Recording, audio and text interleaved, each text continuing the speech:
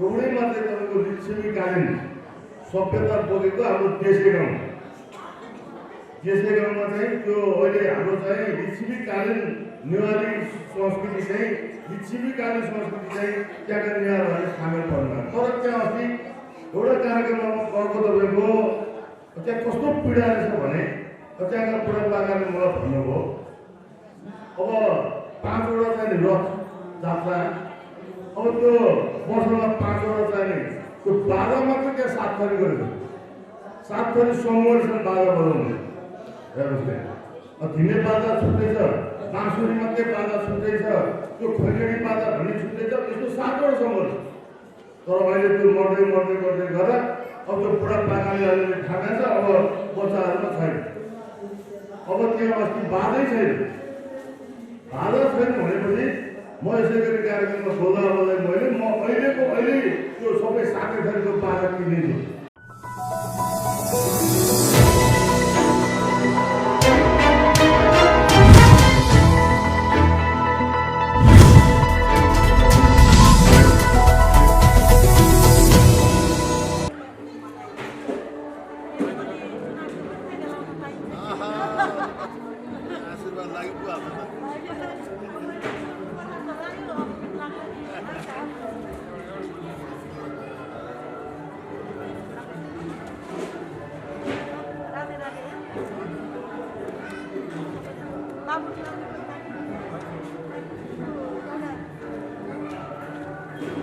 प्रदेश काठमाडौँ जिल्लाको कलेश्वर नगरपालिकाको वडा नम्बर 8 मा बसोबास गर्ने महिला दिदीबहिनीहरूलाई समेटी घर वरपरदेखि समाज र राष्ट्रसँग पर्यावरणीय स्वच्छताको हरेक दृष्टिकोणबाट सामाजिक सांस्कृतिक राजनैतिक आर्थिक दृष्टिकोणबाट यो समाजलाई स्वच्छ राख्न र विभिन्न क्षेत्रमा सामाजिक सचेतना जगाउने गरी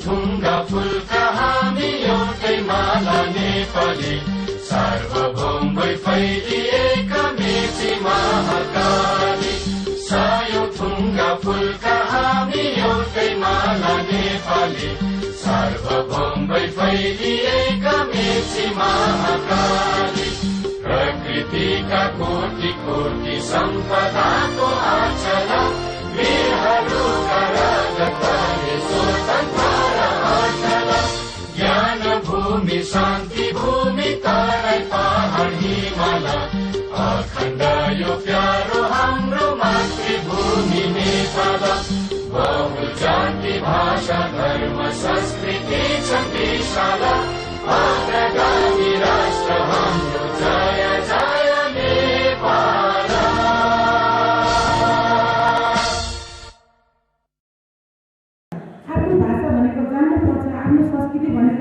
जोडन गर्नुपर्छ आफ्नो संस्कृति के हो भनेको सबैले थाहा पाउनुपर्छ भनी अहिले हामीले यो सबै गर्दै आउँदाखेरि बुझेका छौँ। त्यसै कारणले हामीले उहाँहरूले गर्नुभएको कार्यक्रमलाई हामी हाम्रो तर्फबाट गर्नुपर्ने सहयोगमा हामी पनि हजुरहरूलाई हातमा हात साथमा मिलाएर हामीले भौतिक आर्थिक सहयोग गर्नुपर्छ।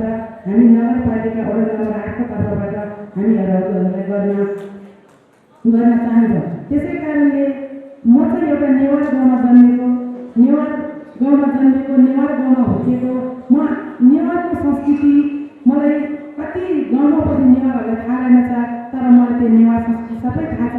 म नेवार भाषा पनि बुझ्छु। त्यसै कारणले नेवारको संस्कृति नेवारको जात्रा नेवारको भोज भतेर जस्तो परिकार चाहिँ आजसम्म कसै जातिको पनि छैन।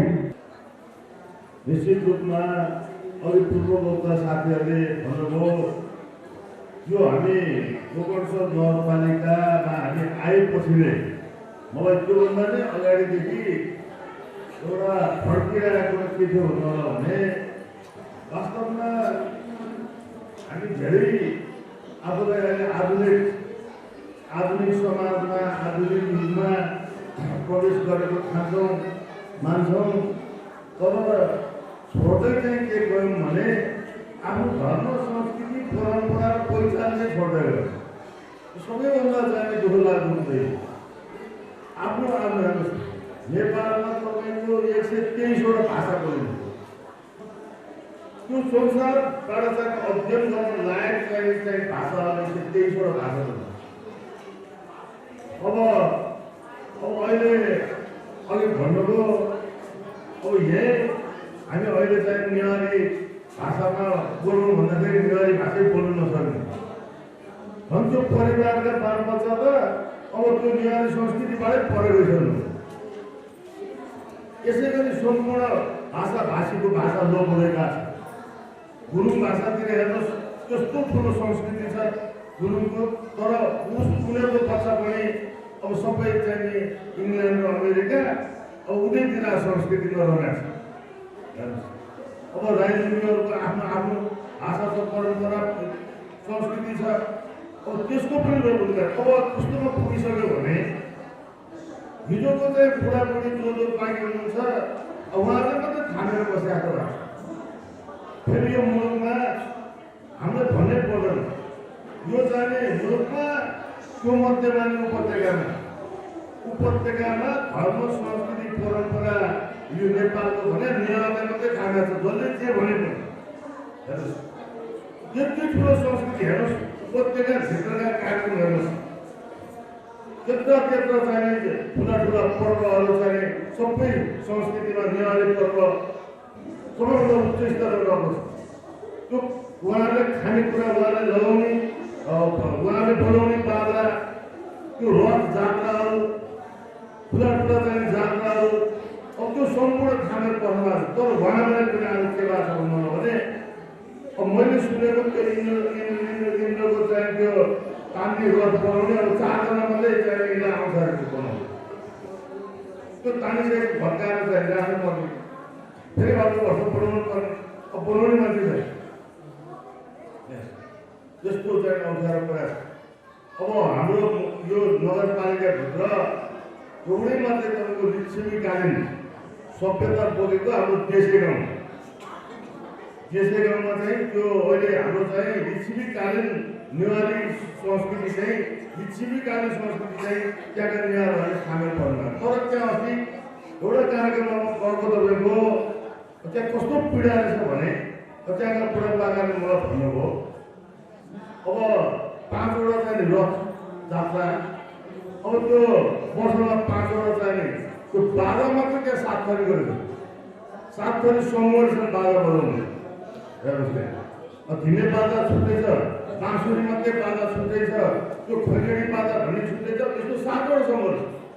तर अहिले त्यो मर्दै गर्दा अब त्यो बुढापाकाले अहिले खाना छ, अब बच्चाहरूमा छैन। अब त्यहाँ अस्ति बाजै छैन। बाजा छैन भनेपछि म यसै गरी कार्यक्रममा बोल्दा मैले अहिले त्यो सबै 7 थरीको बाजा किनिदिन्छु भनेर बोलेँ मैले। तर लोपै भइसक्यो भनेपछि अनि अस्ति त्यहाँ 4.5 लाख रुपियाँको बाजा चाहिँ वितरण गरेर आएको मैले। अनि उहाँले भन्नुभयो अब वर्षमा 5 चोटि जात्रा मान्नुपर्छ। जात्रा यदि खर्चिलो जात्रा नेवारी जात्रा त्यो भोजभतेरले गर्दाखेरि फाइदा खर्च, अब त्यो थाम्नै नसक्ने हो भन्नु। अब त्यो थाम्न नसकेको त सिन्दुरी जात्रा भन्ने चाहिँ एउटा खप्यौँ गर्छ। त्यो त चैत्र हुँदछ 5 दिन तपाईँको भएर त्यो 5 दिन बस जात्रा गर्नुको लागि त यति धेरै चाहिँ रकम लाग्दो छ। अब त्यो थाम्न नसक्ने भइयो, थाम्न नसक्ने भावना घटाउँदै गइयो भन्ने कुरा आयो। अब हामी चाहिँ सकेन। अनि के गर्नु पर्यो भन्दाखेरि खर्चकै कमी, कति उठाउने, कति व्यक्तिसँग माग्ने, अब यसरी पनि चाहिँ थाम्न सकिन्छ भन्ने कुरा भएपछि अहिलेलाई धेरै म सक्दिनँ। अब 25 लाख रुपियाँ चाहिँ नि त्यो अक्षय कोषमा राख्नुहोस्, त्यसबाट आएको बिहानले चलाउनु सक्नु। मैले 25 लाख रुपियाँ अघि अक्षय कोष राखेर राखेको है, कमसेकम त्यसको बिहारले गरेर चलाउनुहोस्। र अनि त्यो साना बच्चाहरूलाई चाहिँ हप्ताको एक दिन बाजा सिकाउने कार्यक्रम गर्नुहोस्, त्यसमा नगरपालिकाले सहयोग गर्छ भन्ने होइन भने त लोक पनि निश्चित छ। अब तपाईँहरूले जुन आज कार्यक्रम हो, यो कार्यक्रमले मात्रै भूमिका अर्थ भयो। अब यो कार्यक्रमको अर्थ बुझ्नु पऱ्यो कि अब बाल बच्चालाई कमसेकम हप्तामा 2 दिन तपाईँहरूले क्लास गराउनु भाषा पढाउनुहोस्। अब अहिले स्थानीय पुस्तक निक्लिएको छ, त्यो स्थानीय पुस्तकमा सम्पूर्ण चाहिने नेपाली भाषा लगायतका चाहिँ सम्पूर्ण चाहिने संस्कृति के छ, सम्पूर्ण आफ्नो जात धर्म संस्कृतिको त्यसै त्यहाँ एक क्लासले आँखा छ अनिवार्य पढ्नु पर्ने भनेर पुस्तक लागू गरेका छन् नगरपालिका। अब हामीले सिकाएनौँ भने हाम्रो बच्चालाई तपाईँहरूले सिकाएनौँ धर्म भने त्यो स्कुल गएर सिक्दैन। पहिलो स्कुल भनेकै घर मध्ये पनि आमा पहिलो जसले दुनियाँमा केही सिक्छ भने त्यो आमासँग सिक्छ, निश्चित कुरा। त्यस कारणले त्यसलाई अब घरतिर चाहिँ फर्काउनु पऱ्यो र कसरी तपाईँहरू चाहिँ हेर्नु सक्नु यसको लागि त्यो भाषा बच्चाहरूलाई त्यो आफ्नो संस्कृति भाषा गर्नका लागि महिनामा एकचोटि हुन्छ कि 3 महिनामा एकचोटि हुन्छ कि अब त्यो कार्यक्रमहरू राख्ने गर्नुहोस्। त्यो कार्यक्रम राख्नका लागि नगरपालिकाले तपाईँको चाहिँ कस्तो सहयोग गर्नुपर्छ त्यो कार्यक्रममा लिएर आउनुहोस्। त्यो सहयोग गर्न हामी तयार छौँ। तर चाहिँ यो संस्कृति मऱ्यो भने, यो भाषा मऱ्यो भने हाम्रो सबै पहिचानै मर्छ। कुनै दिन अमेरिकामा गयो भने तेरो खास भाषा के भन्दा भाषा पनि छैन, अनि संस्कृति के भन्दा संस्कृति भन्न के पनि आएन भने त्यो पहिचान गुमाए मान्छे हुन्छ। बिना पहिचानको मान्छे हुन्छ, न धर्म न संस्कृति न परम्परा न पहिचान। अब त्यो नभए मान्छे त के मान्छे? त्यस कारणले आफ्नो संस्कृति पहिलो, आफ्नो भाषा पहिलो, आफ्नो धर्म पहिलो, त्यसपछि विदेशी पढ्न त पर्छ। अहिले हाम्रो बाल बच्चालाई हामीले महँगो स्कुलमा पढाउँछौँ, अनि जति महँगोमा पढाए दिमागमा के छ भने अब चाहिँ बल्ल बच्चा ठिक ठाउँमा गयो होइन। हेर्नुहोस् महँगो स्कुलमा पढेर ठिक ठाउँमा गएको छैन। जहाँ संस्कृति पढाउँदैन, जहाँ हाम्रो धर्म पढाउँदैन, जहाँ हाम्रो परम्परा पढाउँदैन, तपाईँ हाम्रो केही पहिचान नपढाएर मात्रै पढेर के गर्छ? विश्वका कुरा चाहिँ मात्रै जान्ने कुरा होइन, जान्नुपर्छ।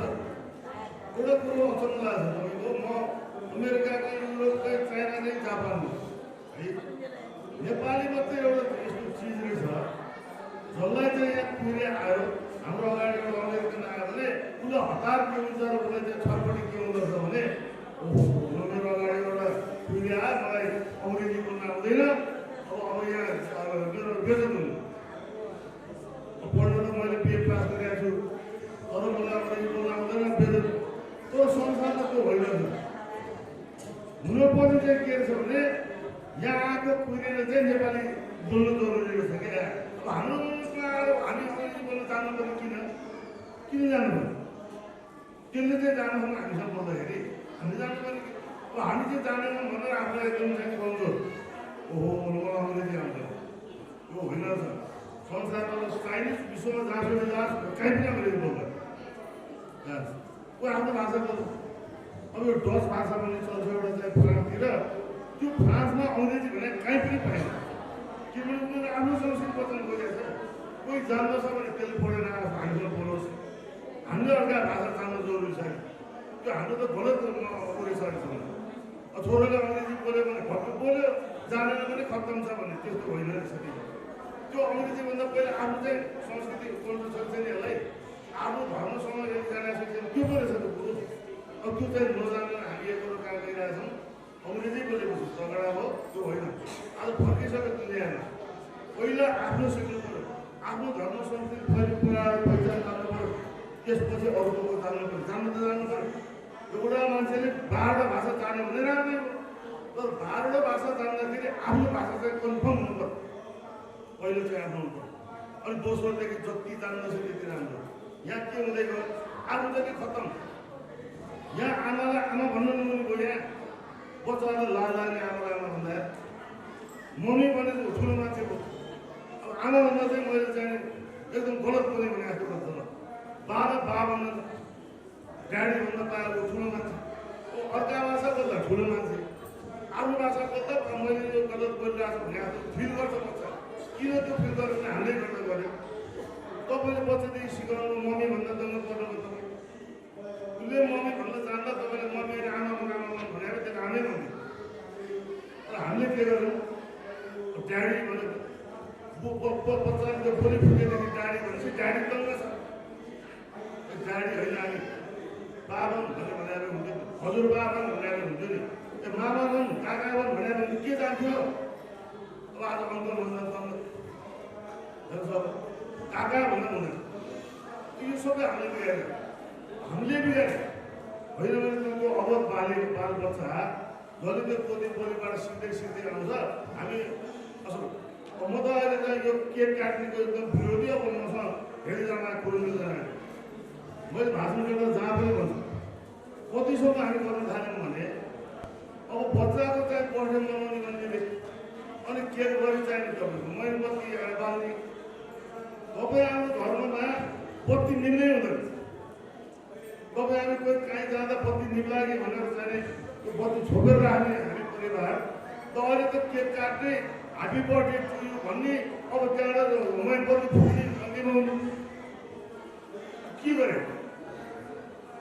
किन गर्नु पर्यो त्यो किन ह्याप्पी बर्थडे टु भन्नु पर्यो गेस्टको केक काट्ने नारा मार्न किन गर्नु पर्यो एउटा गणेश पूजा गरेर बत्ती सत्ती बालेर त्यसकै हातबाट बत्ती बाल्नु लाएर बच्चाको हातबाट बत्ती बाल्नु लाएर थपडी बजाएर चाहिँ भोजगाए भइगयो किन मैले अहिले जान्दै भन्नु त्यो हाम्रो संस्कृति हाम्रो परम्पराहरू जुन परम्परा आएर त्यसैमा दङ्ग पर्ने थपडी बजाउने हामी हाम्रै बच्चालाई सिकाउने हामी नै थपडी बजाउनु जुन कुरा हाम्रो होइन त्यस कारणले यस्ता परम्परा यस्ता संस्कृतिको हामी चाहिँ नि चेन्ज गरेर जानुपर्छ हामीले त्यसलाई बदल्नु पर्छ हेर्नुहोस् अब बिहान चोकी जसले सबै म्यासेजमा गुड मर्निङ सारा संसार गुड मर्निङ सट्टा शुभ प्रभात भन्दा त कति राम्रो शुभ प्रभात सूर्य उदाएको बिहानीको तपाईँहरूलाई चाहिँ प्रणाम भने त्यस्तो गोडबाहरू त्यस्तो संस्कृतिहरू गुड मर्निङ त्यसमा दङ्ग हो अब सुन्नु न यो जति करायो भने यो हुनेवाला छैन यसलाई घरबाट मैले भने घरबाट परिवर्तन भोलिबाट सुरु गर्नुहोस् मेरो एउटा अहिले 1 वर्ष पुगेर अलिकति नाया नातिनी छ म बिहान चाहिँ सँगसँगै पुगेर पूजा गर्छु आधा घन्टा अब अलिक त्यो नातिनीलाई पानी लगाएर के भएको छ भने मौरी धोती फेर भनेपछि दौडेर गएर मभन्दा पहिला त्यो पूजा भुँडा खसेर त्यो पूजा सिकिसकेपछि अनि त्यो जल खान मुख खान्छ पहिला अनि जल खाएपछि अन्तिर आउँछ अब त्यो पानी त त्यस्तो रहेछ नि अनि हात जोडेर पहिला आउँछ म पूजा गरेर 1 वर्ष नातिनी अब यसरी सिकाउँदा त सिक्दैछ पहिला यो अब कसैले मम्मी भन्छ भने मम्मी होइन आमा भन्नुभयो भोलि फुटेदेखि आमा भन्नुहोस् त ल त्यसले 3 वर्ष पछि जीवनका मम्मी भन्नुहुन्छ ल आमा भन्छ ल त्यही मिठो लाग्यो अब सिकाउँछ हामी त्यो मम्मी गाडी भन् हो यसरी हामीले बिगारेका छौँ यो सही शब्द कुरा गरेका छौँ अब अङ्ग्रेजी बोल्यो विदेश गयो ठुलो मान्छेको छोरो छोरी सबै हामीबाट छ त्यस कारणले परिवर्तन ल्याउन यो नेवारी संस्कृति भोलि गएर विश्वले चाहिँ खोजेर आउँछ नेपालको यति ठुलो संस्कृति नेवारी संस्कृति पढ्न आउँछन् हामीलाई चाहिँ थाहा हुँदैन के पनि विदेशीलाई चाहिँ यो महत्त्वपूर्ण भाषा आदान हेर्नुहोस् चाइना जस्तो कम्युनिस्ट कन्ट्रीले अब पूजा गर्ने भने देउता भन्ने नै छैन भनेर आसन चलाएको देशले 5 लाख कति चाहिने तपाईँको यो कृष्णजीको चाहिने ऊ चाहिने के भन्छ त्यो पुस्तक चाहिँ 5 लाख कति छापेर वितरण गरेको छ ल्यान्स अब जर्मनमा तपाईँको युनिभर्सिटी सांस्कृतिक विद्यालय भनेर उहाँको खुल्यो हामी कहाँ सांस्कृतिक विद्यालय बन्द हो जर्मनमा सांस्कृतिक विद्यालय खुल्यो सबै बुद्धिजीवी त्यहाँ रहेछ भगवान् गीताको चाहिँ 5 लाख प्रति चाहिँ अब किताब चाहिँ पुस्तक चाहिँ चाइनाले छापेर यो पढ्न पर्ने रहेछ भनेर वितरण गरेको अवस्था छ अब हामी चाहिँ त्यो छोड्दै कहाँ हेर्नुहोस् हामी कहाँ यत्रो ठुलो सङ्ख्या नेवारी संस्कृति त्यतिकै छ, गुरुङको त्यतिकै छ, राई लिम्बूको त्यतिकै छ। तपाईँको दनुवारकोदेखि लिएर चाहिँ तपाईँको चाहिँ यो हिमालको छुट्टै छ। तपाईँको पश्चिममा अब चाहिँ तपाईँको देउडा नाचहरू ठुल्ठुला आफ्नो आफ्नो छ। अब त्यसलाई बचाउनतिर लागौँ र आजको यो कार्यक्रम असाध्यै महत्त्वपूर्ण। यो कार्यक्रममा चाहिँ हाम्रो नन्दलाल श्रेष्ठले यो बाजा गाजा र यो नेवारी लुगा र यो संस्कृति बचाउने कार्यक्रम चाहिँ राख्नु भनेर चाहिँ महत्त्वपूर्ण कार्यक्रममा ल्याउनु नगरपालिकाले यसमा सहयोग गर्यो। प्रत्येक वर्ष मैले सहयोग गरिरहेको छु तपाईँहरूको सबै जात्रा मात्रामा मैले चाहिँ सहयोग गरिरहेको छु। अहिले तामाङको लोसार सुरु भएको छ, शेर्पाहरूको लोसार सुरु भएको छ। चारवटै जातलाई मैले एक लाख रुपियाँ छुट्याएको दिएको छु। ल लोसारको लागि एक लाख सबैलाई आफ्नो आफ्नो संस्कृति कम्फुङ नगरपालिकाको धर्म तपाईँको आफ्नो आफ्नो संस्कृतिको लागि भनेर माग्न आउने जतिलाई एक लाख रुपियाँ जुनसुकैको जेसुकै पर्वलाई नै हामीले दिने गरेका छौँ। त्यसै गरी जात्रा नाच्रा पर्व संस्कृति यो सबै बचाउने धर्म पनि हो स्थानीय सरकारको। हामी त्यसरी अगाडि बढेका छौँ र भोलिका दिनमा हाम्रो बालबच्चालाई अब हाम्रो संस्कृति बनाउनको लागि कस्तो कार्यक्रम ल्याउनु पर्यो नगरपालिका तयार छ। हजुरहरूले मात्रै चाहिँ यसमा साथ दिनु पर्यो भन्ने कुरा राख्दै यो महत्त्वपूर्ण कार्यक्रममा मलाई बोलाउनुभयो। आज साथीहरूलाई धेरै धेरै धन्यवाद दिँदै भोलि पनि तपाईँहरूसँग विभिन्न कार्यक्रममा